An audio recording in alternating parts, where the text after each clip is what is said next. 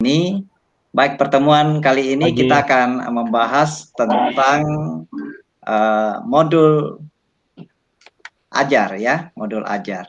Oke, jadi di pertemuan kali ini Bapak Ibu diharapkan yang pertama merefleksikan pembelajaran saat menyusun alur tujuan pembelajaran atau ATP. Kemudian yang kedua, mengetahui contoh dari ATP yang memiliki komponen lengkap dan sesuai dengan prinsip.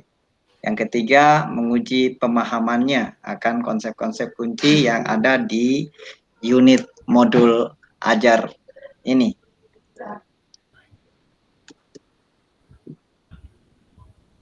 Jadi nanti ada elaborasi materi tentang pembahasan tugas penyusunan alur tujuan pembelajaran dan contoh alur tujuan pembelajaran.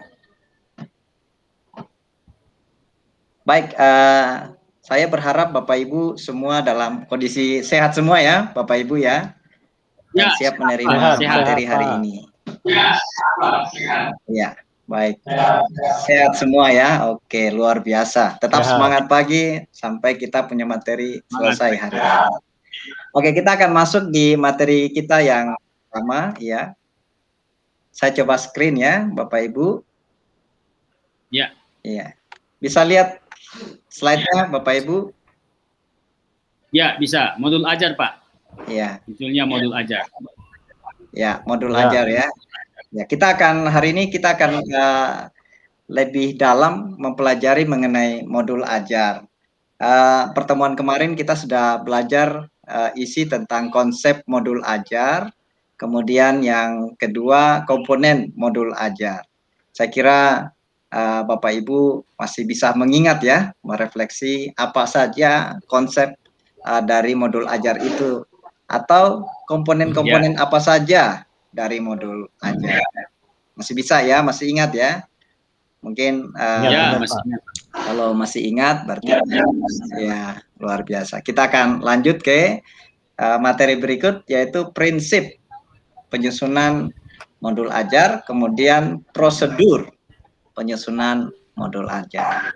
Oke, kita lanjut.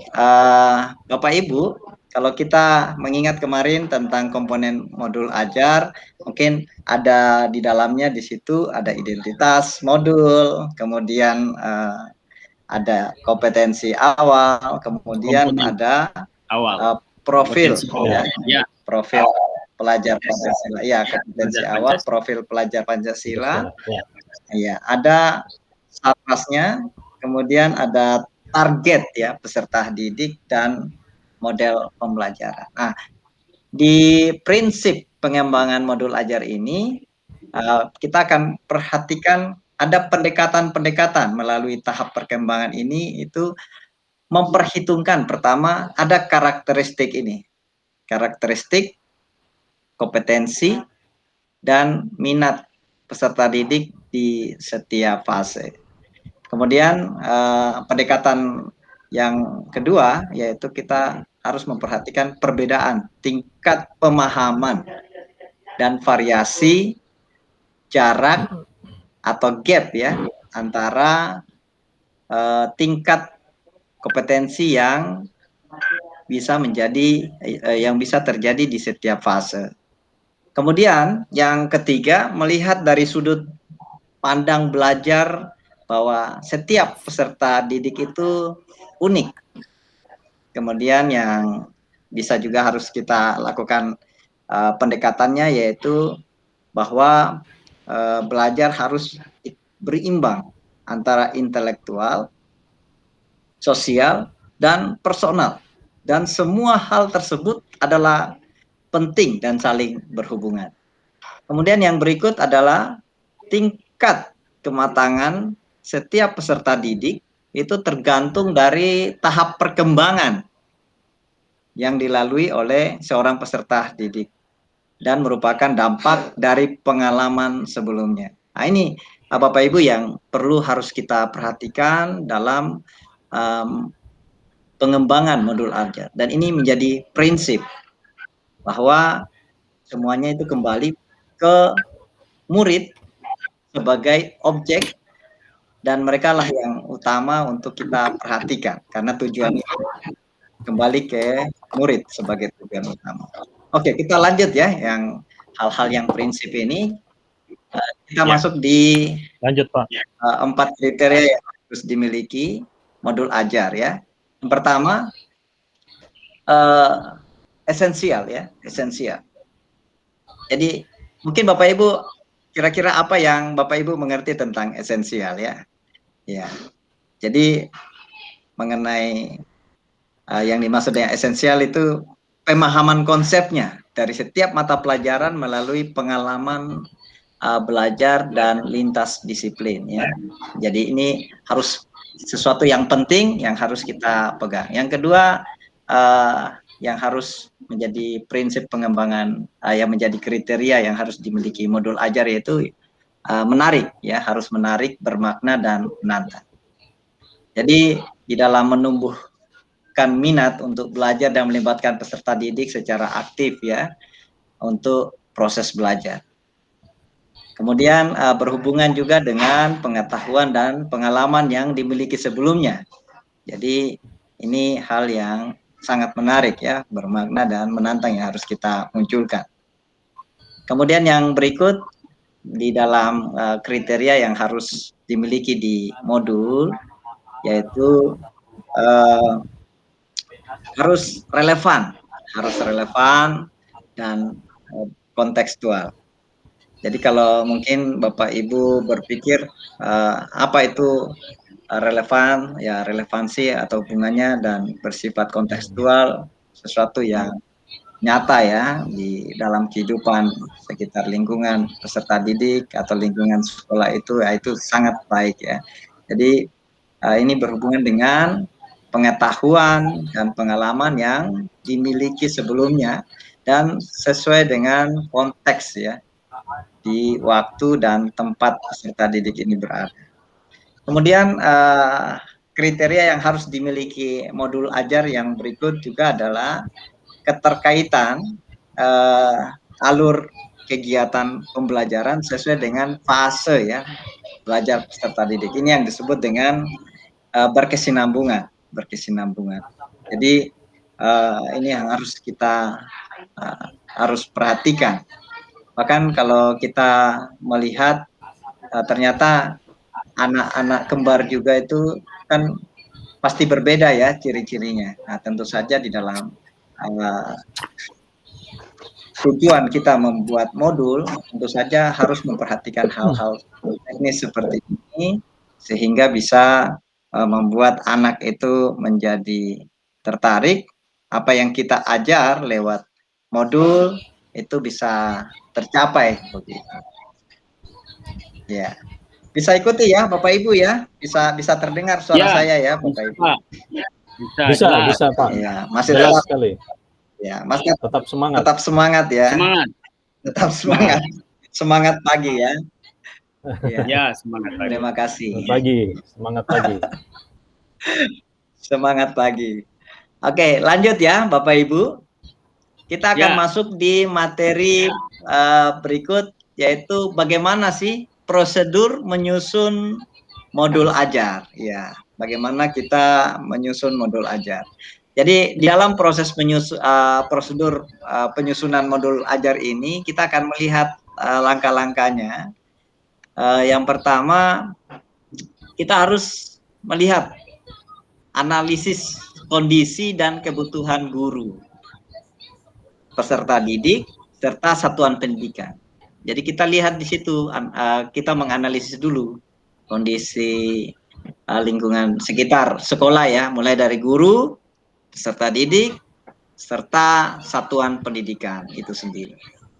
Nah, setelah kita sudah menganalisis itu, maka langkah kedua di dalam penyusunan modul ajar, yaitu Bapak Ibu harus mulai mengidentifikasi dan menentukan dimensi profil pelajar Pancasila. Di sini Bapak Ibu harus bisa memilih dimensi profil pelajar Pancasila yang paling memungkinkan untuk dikembangkan dalam proses pembelajaran. Yang ketiga, Bapak Ibu harus menentukan mulai menentukan ATP ya, atau yang kita biasa kenal kemarin alur tujuan pembelajaran yang akan dikembangkan menjadi modul ajar. Nah, di sini Bapak Ibu dapat memilih kira-kira ATP untuk pengembangan sekolah atau mengacu pada ATP yang ada. Kira-kira apa ATP-nya? Itu yang ketiga Bapak Ibu. Nah, yang keempat, susun modul ajar berdasarkan komponen yang tersedia. Jadi komponen apa itu? Ya, itu biasa kita kenal selain komponen inti, guru dapat memilih komponen-komponen sesuai dengan kebutuhan pembelajaran. Jadi komponen-komponen yang ada Bapak Ibu bisa tentukan selain komponen inti ya Bapak Ibu. Kemudian yang berikut, yang kelima Bapak Ibu, pelaksanaan. Bapak Ibu harus melaksanakan pembelajaran itu bagaimana. Jadi di dalam proses pelaksanaan pembelajaran, Bapak Ibu menentukan kegiatan pembelajaran yang bagaimana, yang nanti Bapak Ibu tuangkan atau sesuai dengan modul ajar yang Bapak Ibu susun. Seperti itu. Kemudian yang berikut, Bapak Ibu harus juga melengkapi modul Bapak Ibu dengan evaluasi dan tindak lanjut. Jadi Bapak Ibu harus wajib ya menentukan evaluasi dan tindak lanjut supaya apa yang Bapak Ibu sudah tuangkan tadi di dalam proses pelaksanaan pembelajaran di modul itu bisa diukur. Jadi setelah melakukan pembelajaran, guru bisa mengevaluasi efektivitas modul ajar itu dan tindak lanjut kira-kira kegiatan lanjut setelah itu bagaimana. Nah, seperti itu ya Bapak Ibu. Ya. Oke, kira-kira seperti itu Bapak Ibu. Sekarang kita coba sedikit merefleksi, sebutkan langkah-langkah dalam penyusunan modul ajar dalam bahasa Anda sendiri. Bagaimana? Kira-kira bisa ya Bapak Ibu? Ya, bisa Pak. Ya.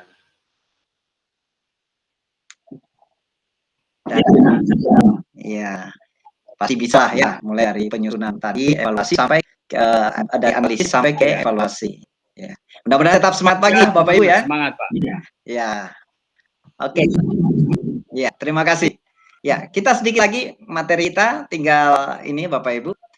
Nah, di penutup, saya berharap materi tadi kita bisa kuasai ya.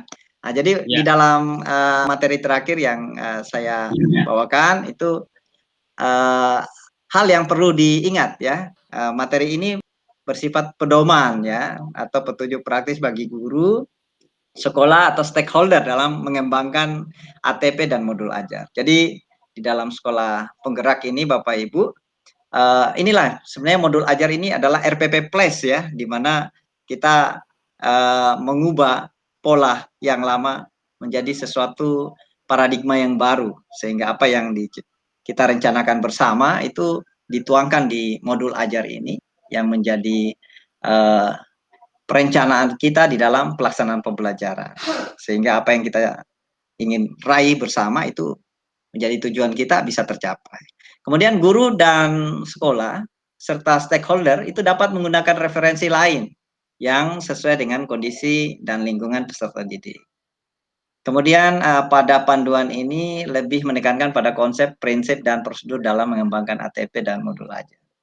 Kemudian yang terakhir, materi dan bahan ajar, guru dapat mengembangkan sendiri sesuai dengan kondisi sosial budaya, kemampuan peserta didik, serta tingkat ekonomi. Jadi mengenai modul ajar ini Bapak Ibu sesuaikan dengan keadaan di sekitar lingkungan Bapak Ibu. Jangan memaksa keadaan seperti di kota, padahal kita di desa atau di pinggiran, kita paksakan modul kita kita susun sesuai dengan kondisi di pusat-pusat pemerintahan. Tidak boleh. Kita sesuaikan dengan kondisi lingkungan kita, sehingga apa yang kita cita-citakan bersama, begitu juga dengan bahan-bahan atau materi yang ingin kita capai, kita sesuaikan dengan keadaan lingkungan kita, sehingga apa yang menjadi tujuan dari pembelajaran itu sendiri yang mungkin memanfaatkan fasilitas, media, atau bahan-bahan yang ada di sekitar lingkungan itu bisa diangkat dan dimasukkan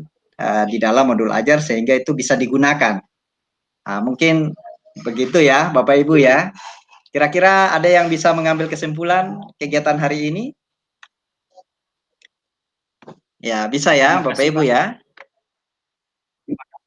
Iya, terima kasih Bapak Ibu atas pertemuan hari ini. Kita akan nanti masuk di pertemuan berikutnya besok ya, jam 7 di waktu yang sama. Tetap sehat ya. Sampai jumpa. Sehat. Selamat pagi dan semangat pagi.